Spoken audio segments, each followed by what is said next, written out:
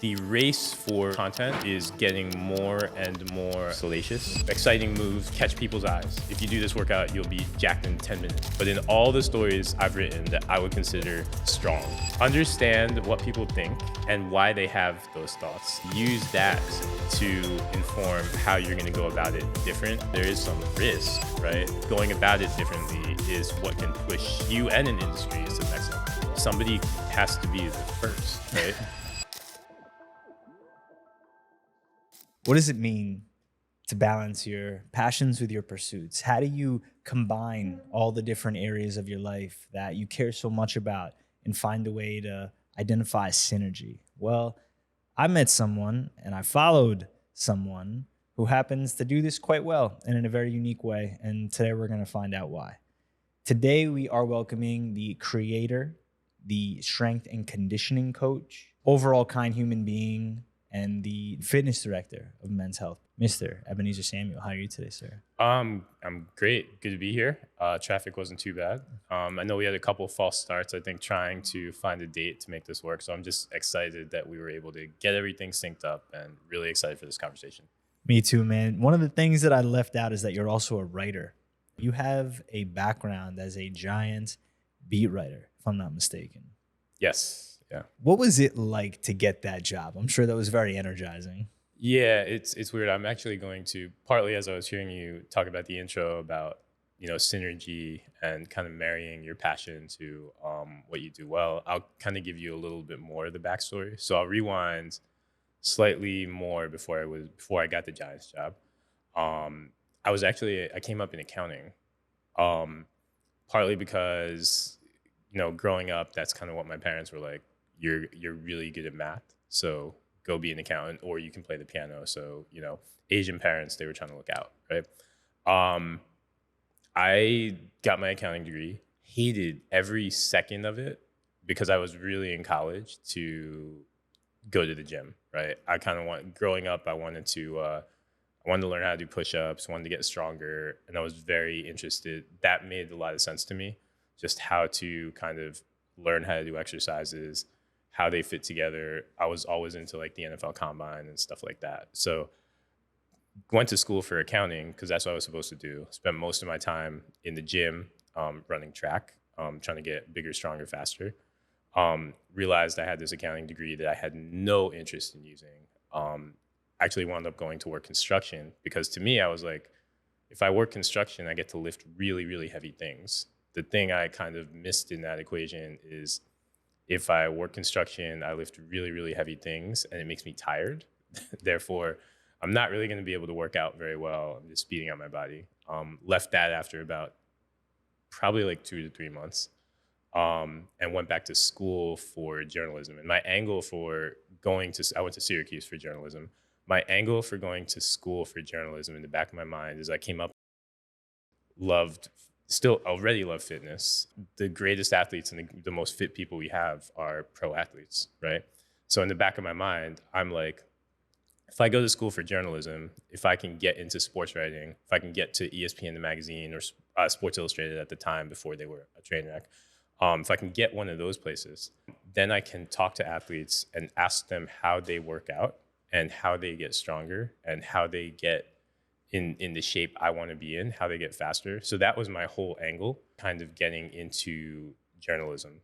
Got lucky enough coming out of Syracuse, off the journalism program. I wound up with an internship at the New York Daily News. And they start you off, they throw you right into the fire. So you're covering, I think my first story ever as like an intern was like, go talk to Derek Jeter, which is not intimidating at all when you're like 22 years old.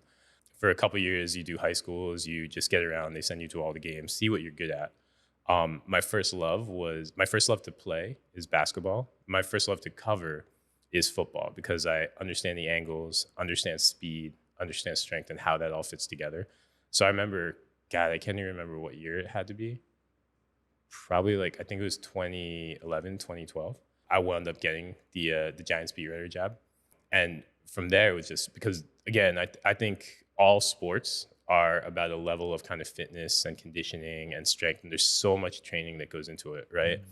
But football is the one where it's really the most applicable, right? Like how can you be explosive in a straight line, right? How can you like the bench press applies directly to offensive linemen pushing defensive linemen off of. And there are such great athletes in there. So as soon as I got in there, covering the NFL is a dream for a couple of reasons. One, because it's a really nice lifestyle. The 16 games you have to go on the road for. They're once a week, so you can kind of come home and relax in between. There's a really nice rhythm for practice, and there's a whole lot of time, like literally after every single practice, they'll basically open the locker room to the media to talk to the players for about an hour, right? Some players don't want to talk to you. But a lot of them, I think too, because of what I was interested in, we would have really, really good conversations. Because all the other journalists, right, the ones who care about getting on ESPN one day, they would ask, say, in 2011, Victor Cruz, I don't know if you remember him. In 2011, they would ask Victor Cruz, what's your contract situation? What do you think of that horrible play you had last week where you dropped the ball, right? They would ask all those questions, right? And I would wait till the end because the thing, I knew how to do my job and I could ask those questions too. But the thing I cared most about was Victor Cruz. What are the best exercises to help me get more explosive, Yes. right? So for me, it was a dream because I got to like do my job and I was solid to very good at that. But at the same time, near the end, I got to kind of indulge that passion you talked about the entire time, even when I was taking accounting, I really wanted to do. What's so unique about you as a writer and an athlete is that you are a writer and an athlete. And I think there's this awesome trend now where we're getting more insight into the mind of an athlete because more athletes are learning to write and share their thoughts. And when you write, you can think more clearly and you're extremely articulate. Obviously, you're a writer. You've been doing this for a long time, a few decades at this point, respectfully. You look great. And how we go about navigating our thoughts, figuring out our passions, our pursuits, you were kind of going where your curiosity took you, it sounds like, and following that. And even though you have this assignment of going to investigate and report on what happened at the game, you're really asking questions that matter to you and your soul. Mm-hmm. So once you had that opportunity to interact with all those different athletes and get to publish your work in the New York Daily News, you were there for 17 years? Oh, no. Wow, 17 years. Dang, that's a long time. No, I think I was there for, God, I don't know. It wasn't quite 17.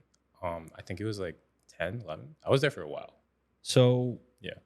After a decade working at how do you refer to them? You can't really call them a can you call them a newspaper? Is that you? I think we still can. Half your readership won't know what those are, It's a news website. Maybe that's where we go. A news website, we'll call them. You turn the page and you get into fitness. You're already into fitness, pardon me, but you turn the page and now you get to work in men's health. Can you tell us what the thought process was in shifting from the New York Daily News into men's health? One of those key elements for me was, at the time, I think from a career standpoint, right, I needed to be able to read the terrain a little bit long term. And as we just joked around about 10 seconds ago, the concept of newspapers was sort of fading. And that business model was shifting. And so on some level, there was a part of me that for the longevity of my career and being able to continue to grow as a storyteller, at some point, I definitely was a little bit concerned that I wouldn't be able to tell the stories I wanted to at the New York Daily News anymore, right? So I think I was exploring because of that. But then too, I think I had done the Giants for probably, I want to say, 6 or 7 years. And it was very interesting because my first year was great. So 2011, they go to the Super Bowl, right? You think that's going to be your whole career. You're going to go to the Super Bowl every year. That was also, and this is a separate conversation for a sports podcast, but I also think that year they John Mara, Tom Coughlin struck some kind of deal with the devil. Because after that, they were horrible, right? And so after that year, I think they made the playoffs one more time, but then I wound up covering this 5-11 team, that was not very good. And it became the same thing over and over and over. And I was good at it, right? Um, got to know different players and stuff like that. But at the same time, I wasn't doing anything new, right? And I think when you get to that point in your career, it's like you can continue to do that and make some money and have an okay life, right? Or you can like aspire and push for more. And I think my more in the back of my mind the whole time, by the way, that I was doing the Giants, I was the beat writer who, when I would go on a road trip, I would research a gym, right? That way, as soon as I landed in Jacksonville, Oklahoma, Seattle, right, I knew exactly where I was going to train, right? Still hit all my workouts, right? Integrating all these things I'm learning from the players. Like that was my passion the whole time. I think what I wanted to do was grow and find a way to, I feel like my whole career has been about trying to find a way to merge what I really love with this skill that which I would consider goes beyond writing. I think it's about storytelling, right? And which with this skill of storytelling that I grew up reading, again ESPN the magazine, Sports Illustrated, came up watching Sports Center. Also read, my mom like got me a lot of like books like great stuff like Jack London, Ernest Hemingway, right? So you read that stuff and it's like I think I wanted to find a way to marry storytelling to fitness a little bit better. So this opportunity came along at Men's Health. At the time, it was a fitness editor position. And they actually, I think, at the time hadn't been able to fill it for a bit. So then I saw it and it was actually like a flashback because now I'm going to go back in time very quickly to my Syracuse experience was it was an intensive grad program. So it lasted literally 9 months, right? But at the end, you basically have to get an internship and they help you get an internship. So they actually set up an interview with me for Men's Health for an internship, Wow. right? Which I bombed. I walked into the interview, I remember, and again, this is like 21-year-old me, not the brightest egg in terms of understanding how to handle that stuff or be articulate. And I remember the lady asking me, her first question is, what's your favorite magazine and why, right? The natural, smart, intelligent answer that anybody who understands how to get a job is going to say is Men's Health, and here are 17 reasons why. Naturally, again, as I've said, I grew up on sports, ESPN the magazine. So I go off about how ESPN the magazine is fantastic and great art, and I love the writing, and these are my 3 favorite writers. And she's like, so why are you here again? So I kind of had struck out in my past with Men's Health. But I think I realized I feel like there's a poetry sometimes to how your career goes, and to kind of get another chance at that, a different version of me that also understood fitness a lot more, right? Because I'd been around the NFL Combine, talked to all these players, spent, a decade plus like training myself, right? Figuring out how to do push-ups and bench presses, making mistakes along the way. I thought the timing was kind of perfect, and so it just worked out. So I think it was Men's Health is kind of what I was almost like unintentionally grooming myself to do from the very start of my career. Learn how to tell stories, learn how to fuse that to like the service aspect of fitness, to giving people wisdom, right, about how they can train. Learn how to take what NFL athletes are doing at a very high level, but then distill that to the general population level, so that because and this is something we can get into later, I believe like what top athletes do has a trickle down effect on how we're all training, right? Or it should, right? We don't need to run a 4.5/40, right? But it can help us in our marathon runs, our running to go get the mail, all that kind of stuff, right? And so to get that chance to do it was honestly like super exciting, and I haven't looked back. There's a few different things that you parsed out over there. I want to zoom in on one thing in particular. I've done hours of research on your content, but I've never really heard you talk about writing.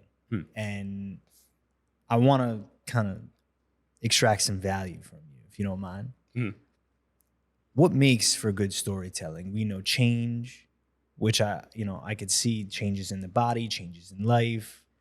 We know that the arc of a hero, which we'll also get into, requires certain stages. But in your view, what makes for effective storytelling? Wow, that's a hard one. That is a college class, actually.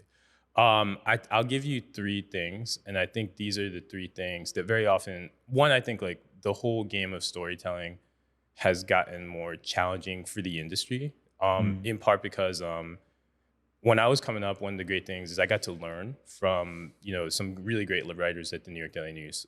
Older guys who have been doing it for years, right? So I remember like, and I loved the Great American Feature, right? Coming up, like I didn't think I was going to get into fitness as a career, even though like again I was kind of like searching and moving in that direction.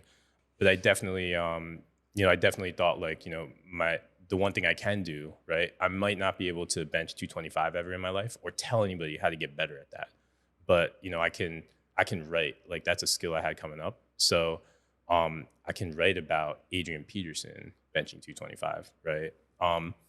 So I definitely study storytelling a lot. And I think the three critical things in any good story, and I think this goes, one, it works for writing, but I think it goes across mediums too, right? So movies, even to some extent, like our social posts, like our conversations, I think the things are, one, it needs an arc, right? Like it has to start somewhere and end somewhere, and it has to feel satisfying. So I think a through line is really important.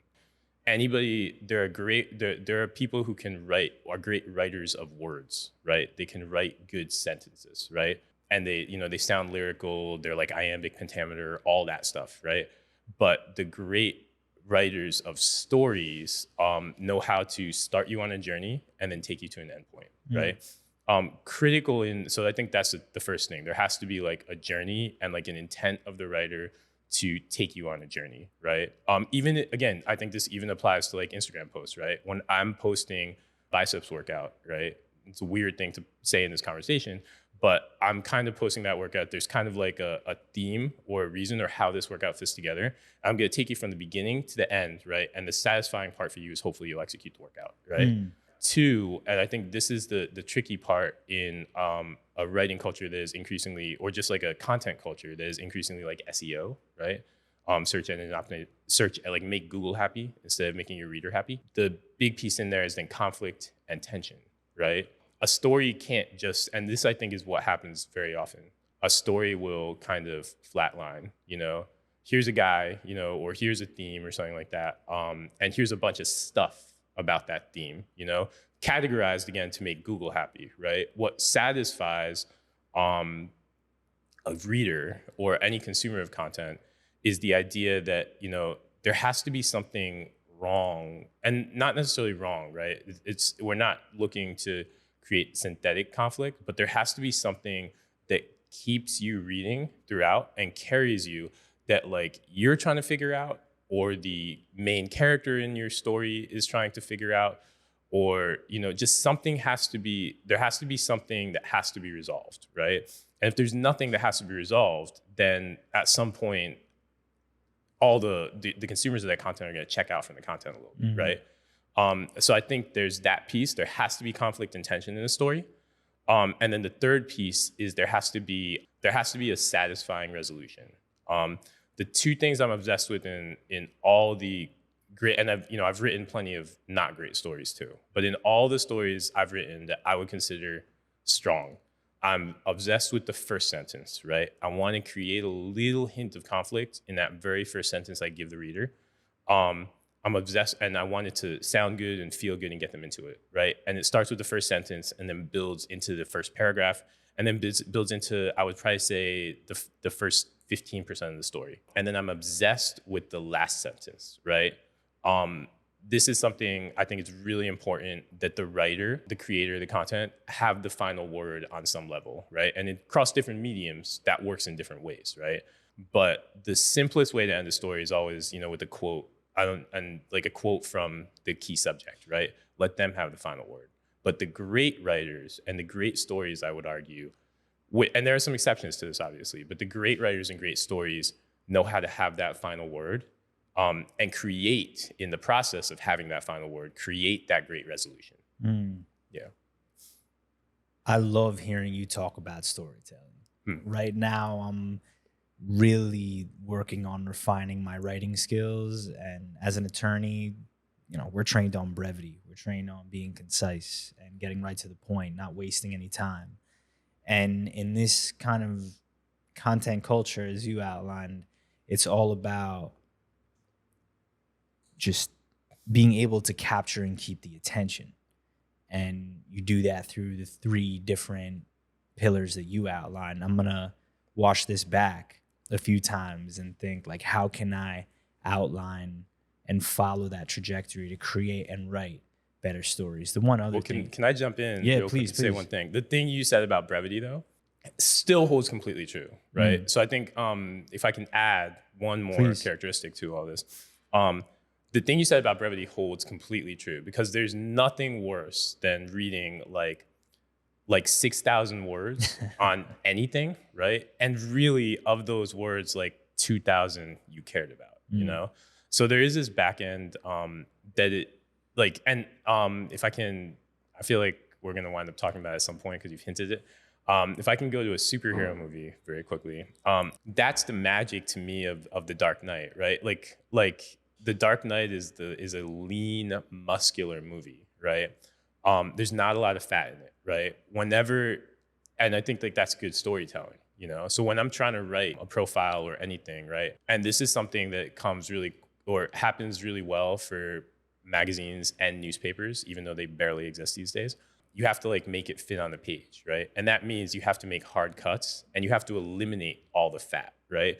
And so the end result is lean, muscular storytelling. So all the stuff you did in law, I want to get somebody's attention and hold it for, I'd rather hold it for 800 words where they can't look away, right? Than give them 2,000 words where they can keep looking away and I don't need to hold their attention. So brevity is still the key. It's gonna, depending on how far you go with content, it's what will make you great. It's funny you say that in the frame that you do about the word count, because I noticed in your writing, particularly with Men's Health, and we can kind of get into it now, is that it's so concise, like you were saying with your content, the purpose of a biceps workout and how you want the reader to feel when they're viewing your content. You put out a piece on superhero pecs. And for those who don't know, Eb, myself, I'm a Marvel fan and a DC fan. Obviously, Batman is my guy. And to see how you combined, and that's what I was talking about at the top, your passions, your pursuits, sports, fitness, writing, and skills. Marvel, superheroes in general, opining on it, getting paid to do it.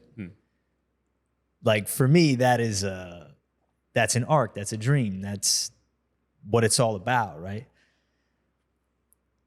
When you hear that, when you kind of reflect on it,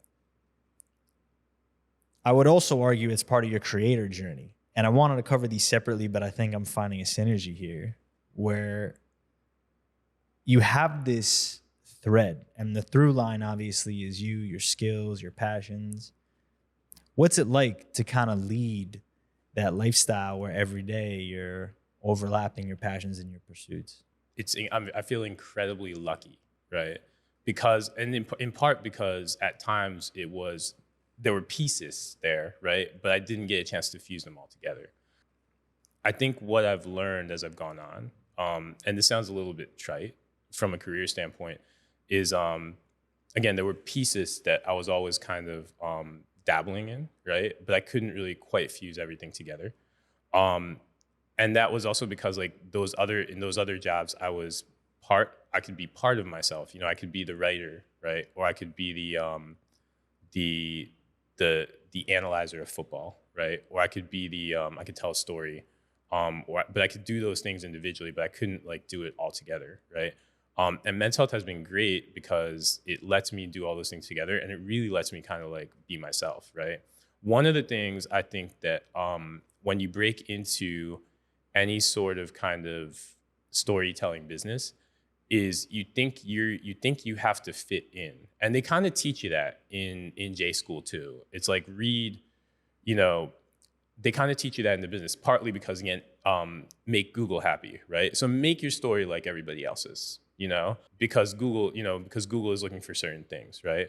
And in the process of that, you fail to capitalize on like the original ideas and original themes and times where you can bring in your personal experience, right? Because I obviously I'm obsessed with superheroes, as everybody knows. And I've been able to make that kind of a piece of like my persona on Yeah. social, right? But there's a world where, I'm at Men's Health and that's not necessarily their ethos, say. And I don't trust myself, or I haven't like mentally empowered myself to make a pitch about superheroes or to be that person in the building. And so, that rise of superhero Peck story becomes, nothing wrong with this. The more Google friendly version, Google is going to hate me for this podcast. But the more Google friendly version of that story is, 5 ways to train your chest so you can look Sure. jacked, right? And there's nothing wrong with that. But you want to eventually, I think, as a storyteller, whether you're working for somebody or you're working for yourself, feel that comfort to bring in your personal experience, because that's what's going to make the way I cover and disseminate and educate on fitness different from the way you will, different from the way, say, a Brian Mazza will, is we all have different backgrounds. I think what we have to do, and what I've been lucky enough to do, is be placed in a position where I can allow my love of superheroes and video games and storytelling period. I've been able to let that seep into the content I create. Awesome, man. It's so cool to hear about what that feeling is, how you capture it, how you articulate it, and also a roadmap for people to be inspired by, to know that it is possible to go and achieve and synergize the things that matter to you most. You were on the creator trend, it's fair to say, ahead of quite a lot of others. In your mind, in your opinion, your humble opinion, you have quite a modest audience of a few 100,000 people. And that's separate from your, what I would say, professional endeavors. Your personal brand as a few 100,000 people. Me being one of them that follow and appreciate your content, learn from your content. And I can firsthand attest, I've done this man's training sessions for months at a time, just the Instagram sessions. And I felt changes in my body. I've seen physical changes in my body, and I got stronger as a result. So if you haven't checked out his workout sessions, I highly recommend that you do. A lot of it's about control. So I digress. So when it comes to the creator economy, where things are going, as someone who started out obviously without an audience, what was your mindset in audience building, community building, and growing your personal brand? So it was interesting because when I left the New York Daily News, and I think this is very much kind of old school in newspaper mentality. I remember being, I think, my second to last year covering the Giants. I mentioned the idea of personal brand to one of the older reporters, and he basically said, "Never say that word in front of me again." Right? I was like, "That's a little weird. This is where the world is going." And I think that's where we look at it, and personal brand is where media and everything has gone. When I got to Men's Health, I was definitely still a little bit more of a writer. Didn't hugely think about that, but then as I started meeting these trainers, right, um, I got to learn from some really cool guys like Andy Spear, Don Saladino, if you're familiar with those names, Yeah, I Gunnar know Don. Peterson, who's been on the I know Don's content, I should say. Don, like Gunnar Peterson, who's been on your podcast, Gunner, right? yes. Yeah, a lot of those guys taught me. I think I learned a couple of things from them. One, I learned that it is possible and useful from a fitness standpoint to have a personal brand. And two, I think the thing I realized is the way I'm going about my training, when I would train with a Don or a Gunner and learn a ton from them, the way I tend to approach training is a little bit different from them. So I started asking myself, what are the pieces of my training? Also, my journey is different from them, Sure. right? Don is like, I swear, Don has been jacked like forever. You know? Coming up, like I was the kid who I was like kind of like the runting class. Took a while to grow into my body. Took a while to understand how to move. Like I remember going to gymnastics class as like an 8 and a 9-year-old, because the gymnastics is another thing like Asian parents love to make their kids do. Um, and like struggling to do like push-ups, never could figure it out. I think I kind of had like a little bit more of like a hard gainer journey than some of these other guys. So I was like, how can I put that out there? And how can I help other people understand how to move through their bodies, right? The Mm. other thing is I had kind of picked up a certain level of education, just, being like a CSCS, having a little bit of an exercise background from college, um, having trained people. I hadn't done it on like a full-time basis when I was at the New York Daily News because there was no time, right? But at the same time, I had realized certain things. There are certain ways that I teach, say, a biceps curl or a row that are different from some of these, from a Gunner or from a Don Saladino. So putting that out there might start to help some people. So I think my main motivation as I started to kind of grow my Instagram, and this is also one of the things I think I learned in Men's Health too, before I get to my motivation, is it was a different kind of storytelling, right? When I was at the newspaper, um, my job was to kind of talk to Victor Cruz or write like a great profile on Eli Manning or something like that. And so I was kind of telling their story. It was kind of take their quotes and lyricize them so that they kind of fill those slots we talked about before in terms of resolution, conflict. And I actually remember struggling early on at Men's Health because I was trying to do that with like biceps and chest and stuff like that. Just tell like a story about them. But what I learned at Men's Health and what I kind of learned on this side of media is one of the key things, and we still want to hit those things of conflict resolution, et cetera, but it's different, right? Because is the resolution for the reader who's coming or for the consumer of fitness content is what can I get out of it, right? Like how can I take that brilliant story you told me about chest, and make my own chest that way, right? Or how can I take that brilliant story you told me about the bench press and get my bench press from 225 to 275, right? It's a unique brand of storytelling in that it's super selfless, right? It's really about like the end product for the where you can get from my workouts, right, is a lot more important than showcasing myself. And so once I realized that for Men's Health, I was like, I can kind of one serve as an extension of the brand. So I'm doing my job because especially when I ascended to fitness director, that is not a role where I'm supposed to just, I mean, I can just edit a bunch of stories, but there's also a chance to make like a real impact for people like you, other followers, anybody who's gonna, run into that content in Instagram search, right? And there's a really cool chance to make an impact and maybe make things a little bit easier for like the next version of me that comes along. Mm. To that way, when they're 14 and they can't do a push-up, right? And instead of having to experiment with like 8 million different methods of doing it before stumbling onto the fact that I can put my hands on a chair and then put my hands on something lower, like a step, and then put my hands on the ground, they can just see it in the post, right? So I think it was a lot about a chance to make impact.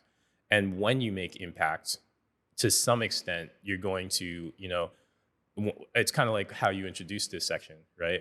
You said, hey, this worked for me. And so if you guys haven't tried it, try it, right? So when you make impact, and these rules I think have applied for centuries, right?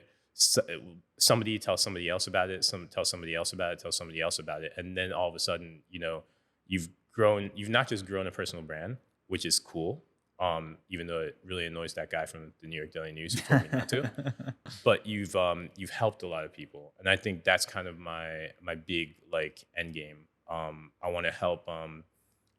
We're in a weird time in culture too. I think where people don't move great, right, or they don't move at all, or they're afraid to move for a variety of reasons, right. And I think what I'd like to do, both personally and through Men's Health, is help people understand, like empower them to move in general and then create better forms of movement for themselves. Because then we all get healthier, we live longer, and like all that good stuff happens just all that good stuff happens for our bodies. Hearing you talk about your creator journey and the motivation behind it for me is extremely inspiring because there's this great sentiment about impact. At the end of the day, no one will remember my name, but maybe they will feel my impact. And for you to make that a pillar in your motivation and mindset for how you went about curating your content. This is a problem I struggled with. You don't have to struggle with it the same way because I'm here. And it's funny because you mentioned on one side that where this culture is currently at, or society is currently at, where on one side we're afraid to move. At the same time, there's never been more access to information that helps us feel comfortable in our own skin and bodies. And for me, and I try to talk about this as often as possible, when you have more body awareness, you have more mental and self awareness. And you were talking about it earlier, where it's like I couldn't feel in my body the way I wanted to. And I personally struggled with that. And I also talked about control and tempo. And that's obviously a principle that you hold dear in your training. JTM, Jay Marinac, shout out to Jay. One day I will get you on this podcast. I'm manifesting it. I learned all about tempo and control from Jay and his programs. And then your content comes along, and then, oh, here's a different take on tempo from a bodybuilding perspective. It's not as functional. This is more about, aesthetics are obviously a byproduct of Jay's programs, but with yours, there's this element of, okay, we're chasing superhero status fitness. And there's always a Marvel pitch in a lot of your content. I know too, you're manifesting as well. So I know you didn't get the Shang-Chi role, but I'm rooting for you, and I'm rooting for you soon. So where do you see the trends of the creator economy going? As I'm sure it's a goal to continue to elevate your personal brand separately, the men's health fitness brand, and we could briefly touch on that. Where do you see the creator economy going now? That's a really hard question. Yeah, I think it's a really hard question because it changes very quickly, right? I think at the heart, like one of the things I try to do is kind of understand the creator trends, right? And I think we all need to be like cognizant of them.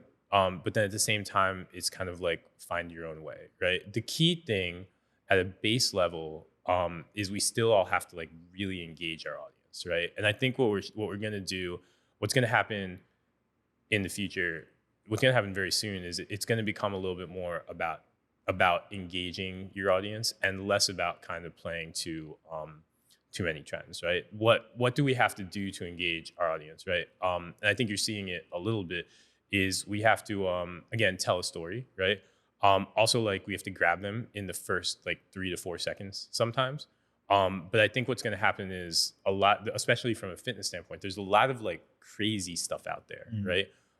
Both in terms of workouts being done, right? And also things being said, it's like, oh, if you do these 5 moves, you will instantly have like a big chest, right? Like we're getting more, basically the creator, for creators, especially as it pertains to fitness, we're almost getting to that. I feel like there was a point for media journalism, right, where things got almost too tabloid and too hypey, and the consumers of that content then started to lose a little bit of respect and trust, right, in mainstream media, right? And that opened the door for a whole ton of things that, again, that's like a whole college class or like a whole separate podcast, right? I think the race for content is getting more and more kind of salacious. Again, like exciting moves, right? Catch people's eyes, exciting claims, Again, we still want to tell stories. We still want to engage people because that's critical, but a level of no nonsense to it, right? And a level of honesty, right?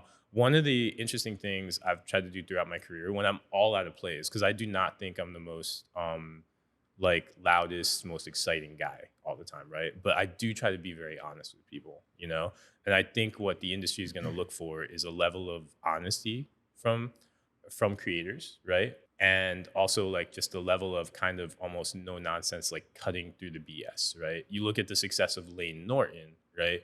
Even on social, I mean, his whole brand is cutting through the BS, right?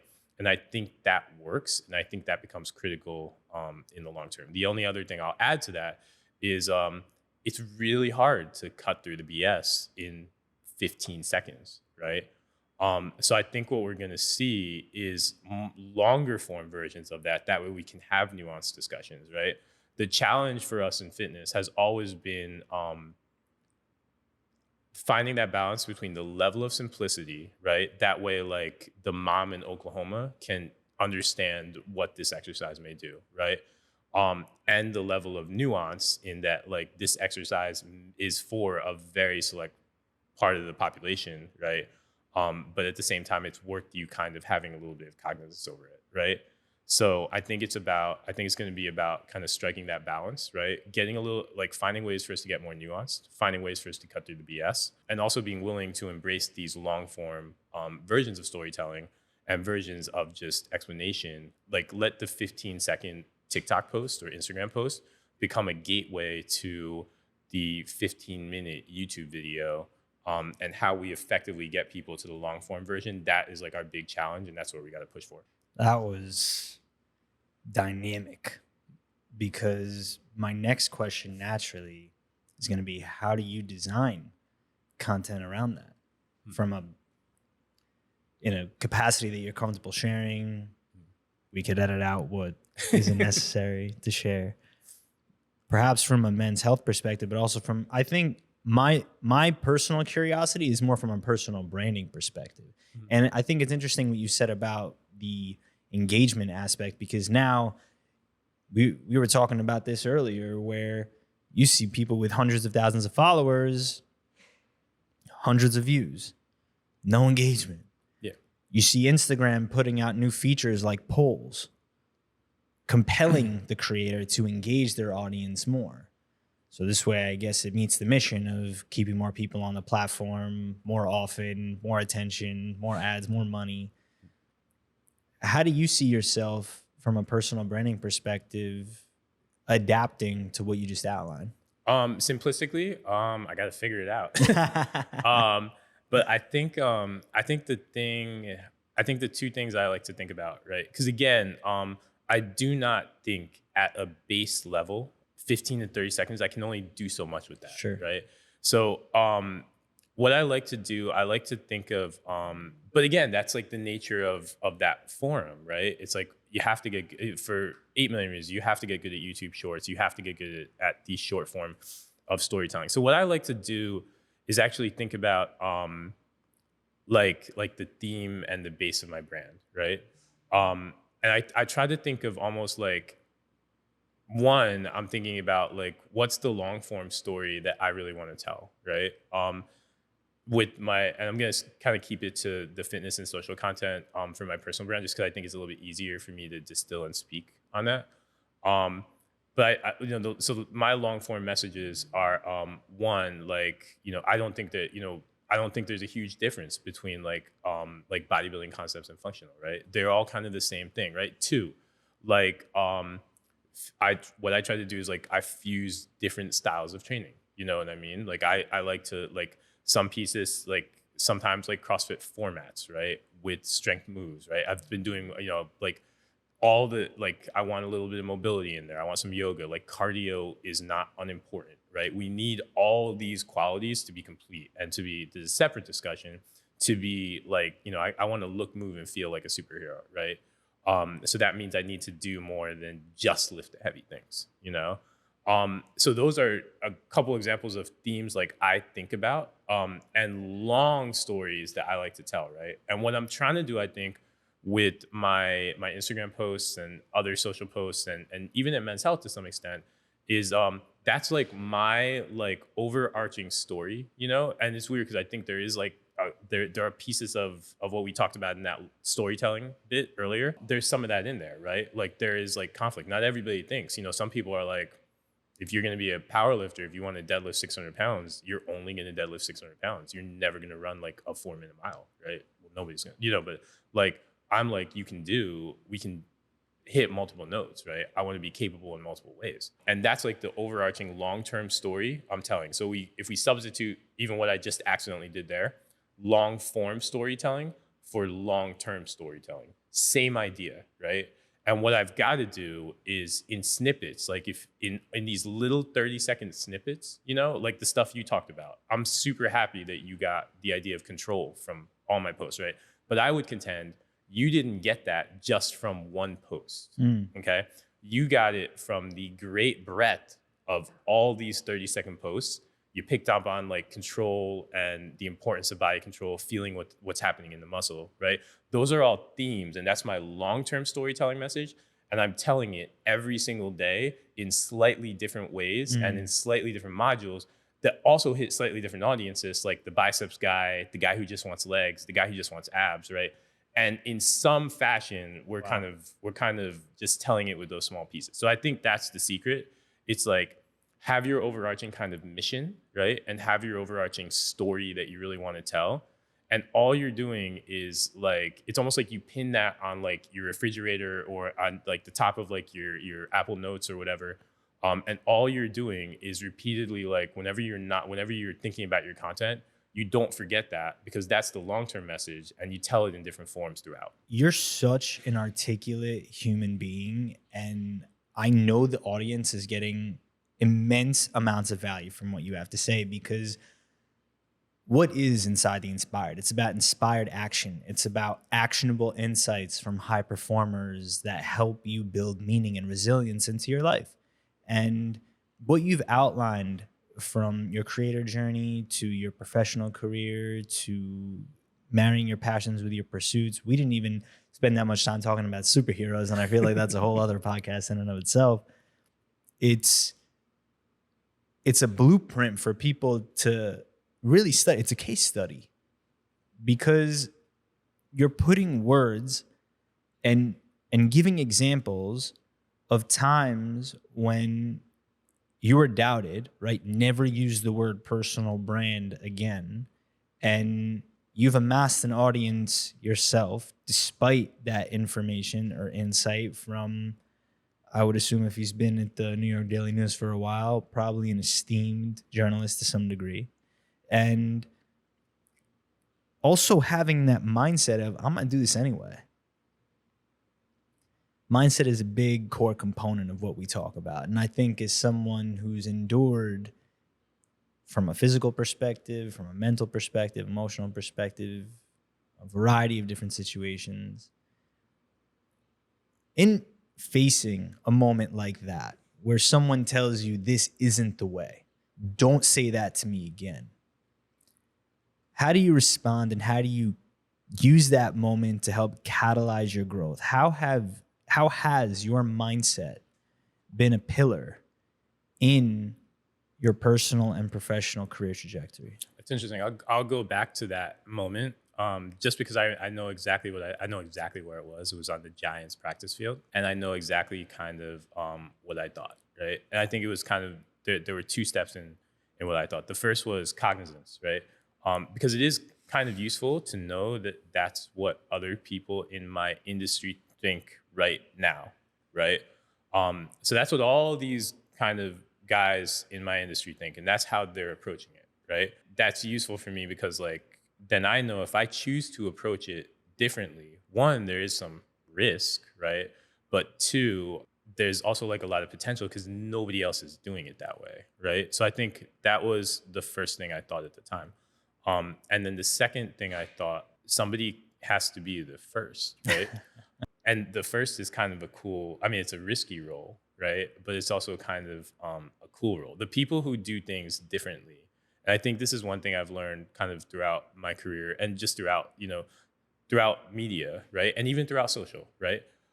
The people who do things differently and who are willing to put new ideas out there are the ones who kind of build audience and if I was doing the exact same things everybody else was doing on Instagram, for example, right? Or even in the way like I put out tutorials for men's health on exercises, right? Then you would have no reason to actually like follow me or be interested, right? Because it's the exact same stuff you can find everywhere else, right? It has to be different, right? So I think in that moment, I was like, yeah, thank you for your thoughts. You're wise. And I didn't say that, right? But in the back of my head, I'm like, this is a wise person who has a perspective, right? But at the same time, let me kind of chart my own path, right? And in charting my own path, like you wouldn't, again, if I'm not going to do that, then there's no purpose for us having this conversation X amount of years later.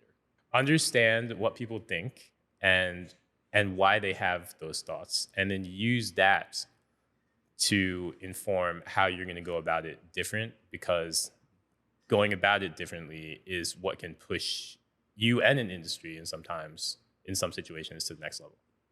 A category of one, you are the niche, right? It says so much better than me. Yeah. It's something I investigate a lot. It's something I'm curious about because so many people silo themselves into a particular category. And I think in this creator economy, what we hear about a lot is, or even outside the creator economy, a lot of it's about, pick a specific skill. Inch thick, mile wide. If you try to be everything to everyone, ultimately you're nothing to no one. And on a personal note, I can't sit down and say, this is my thing. There's a lot of things I like to do. And I find and I look for different ways to combine the things that I'm interested in. And what fascinates me about your journey is that, you have that overlap. You brought everything together. And I think a lot of people are inspired by that. I think a lot of people are looking for insights how they can go about building their lifestyles and their bodies to a place that they can be proud of and is functional, mobile, able, and allows them to provide for their families, right? Like that becomes the dream ultimately. So as we kind of round this thing out, I feel like it's important to kind of go through a couple more things. Let's just touch on superheroes for a hot sec, because I feel like there's an ode that if I didn't address superheroes with you, I'd be doing myself a disservice. I think an easy question would be, what do you think of where Marvel's at right now? but maybe more so, you offer some very strong opinions on the superhero arc and the movies where they're currently at. How do you see Marvel bouncing back from what we can all pretty much admittedly say hasn't been the finest last 5 years? It's weird. I think there's a part of me that doesn't see Marvel completely bouncing back. God, that's such a downer note to end this podcast on, isn't it? We're not ending yet. I think they have an uphill battle, because I also think it's about the industry that they're in, right? The biggest mistake, and I think we all saw it coming, was when they took things to scale, right? Like after Avengers Endgame. It was also going to be really, really hard to top Avengers Endgame, right? Like that to me, it's actually wild. I was doing biceps last night in the garage, and I'm not watching Echo or Shang-Chi or anything like that. I'm watching Avengers Endgame, right? Because it was that good. It's also nuts. That film was 5 years ago, right? And I think what they have to do is, one, find ways to tell smaller stories and be okay with that, right? Because the next world conflict is just going to be, or the next conflict that's going to end the universe is just going to be another version of the Thanos conflict, right? So I think you have to do better at that. You have to find ways to tell smaller stories. The other thing, I feel like audiences connected a lot with Iron Man and Captain America and Thor, and it's because those characters were compelling, right? And I feel like what they haven't done with some of their more recent characters, right? Whether that be, She-Hulk or even Captain Marvel, I feel like they haven't given us characters who we really connect with, right? Who are flawed, or they've created synthetic flaws, but they haven't taken the time to. They haven't, and that is a thing too. Like Iron Man and Captain America. Iron Man was 3 films, right? Captain America was 3 films. Thor was 4, right? And I mean, the 4th one was a train wreck, but finish it. Yeah, I feel, but the characters really, the characters were compelling, and I feel like what they haven't done is take the time. They kind of try to rush their development of characters now, and you have to almost take your time and step back a little bit and let us get absorbed in the mythology of a She-Hulk or of a Captain Marvel over the course of seasons, right? Just show us different sides of them, right? Over the course of 4 movies, don't try to do a team up film after right after you've done 1 film. I think that's the key for Marvel. And I have many more ideas. I did not give you the best ones, Kevin, but you can connect with me on social. Yeah.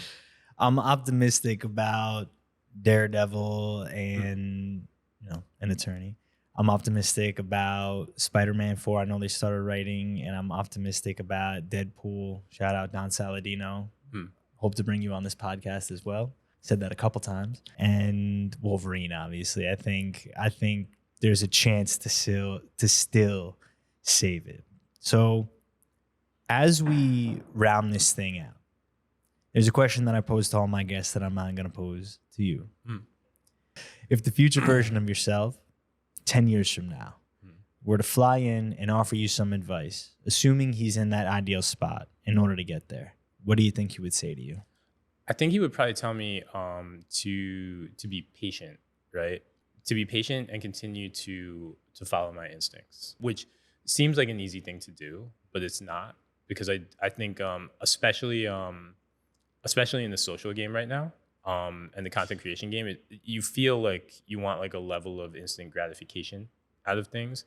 Did this post get enough likes in 24 hours or enough views? And you think impact is instant, right? And I think one of the keys with impact is you don't always realize it when it's happening, even though the metrics try to make you think you're supposed to realize it when it's happening. So I think the big thing he would tell me is be patient, know the metrics, but don't live your life by them. And trust your instincts. Because I think that is also, again, when you have metrics that tell you this concept didn't work, it takes a level of, because the metrics are basically that guy who told me don't start a personal brand, right? It's a different version, right? But it takes a level of, okay, I'm gonna just go against the grain and not worry about the metrics and keep doing my thing. And I feel like that level of kind of perseverance and intensity and focus is still necessary to produce good content and continue to make an impact. Ladies and gentlemen, Mr. Ebenezer Samuel, please let the audience know where they can keep up with your journey. Best place is Instagram at Ebenezer Samuel 23, and also the Men's Health Strength and Diversity program. So applications are open for that. I believe it's if you just do a search for Men's Health Strength and Diversity, Google owes me that favor. And that's a chance to kind of work directly with myself and a team of other like great trainers and kind of editors and producers at Men's Health to work on, it's for trainers to work on your fitness game. So would love for people to sign up for that. Definitely go check that out. Link up with Eb. His content he just told you everything that he's going to be up to. I had a blast here today. Subscribe to the channel, follow for more. Once again, my name is Jonathan Cohen, and this is Inside the Inspired.